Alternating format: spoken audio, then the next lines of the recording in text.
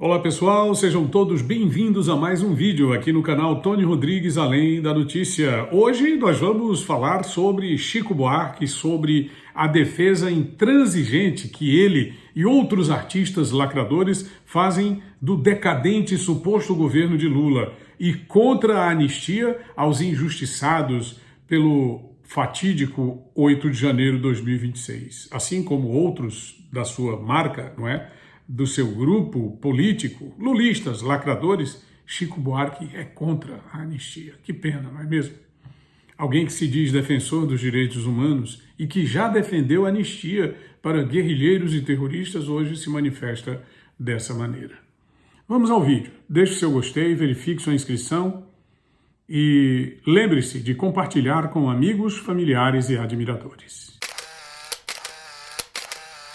Chico Buarque, conhecido por seu engajamento político e apoio ao suposto presidente Lula do PT, continua a defender o governo petista, apesar das dificuldades enfrentadas pelo país. O cantor e escritor, que há décadas mantém alinhamento com a esquerda, frequentemente usa sua influência para respaldar decisões do suposto governo, ignorando críticas sobre inflação, desemprego e crise.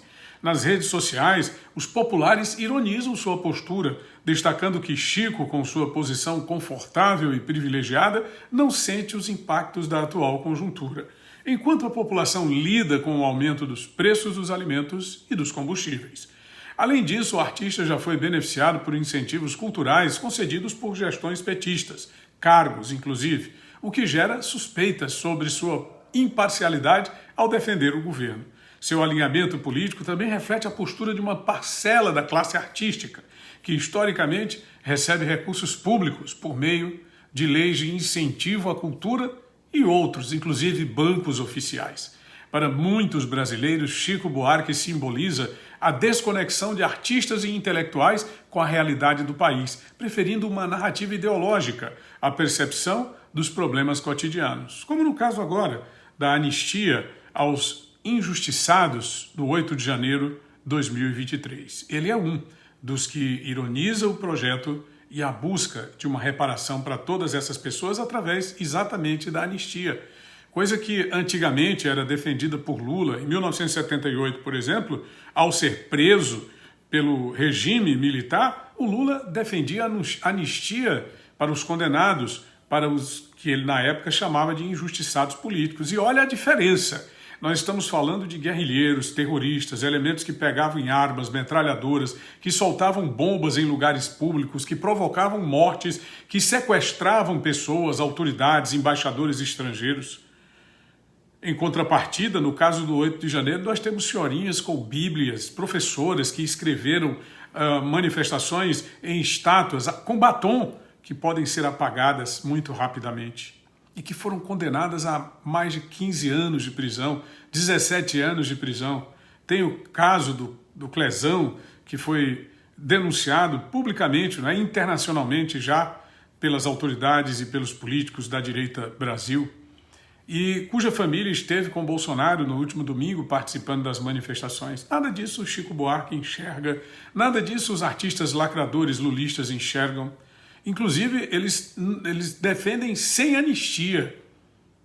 Os mesmos que antigamente defendiam anistia para os guerrilheiros, para os sanguinários elementos da esquerda, que não estavam combatendo um regime pela democracia. É preciso que se diga isso com todas as letras. Eles estavam defendendo o fim da ditadura militar para implantarem uma outra ditadura, que era uma ditadura do proletariado, uma ditadura do comunismo, sob a regência da União Soviética, de Cuba e outros países que demonstraram completa falência desse modelo.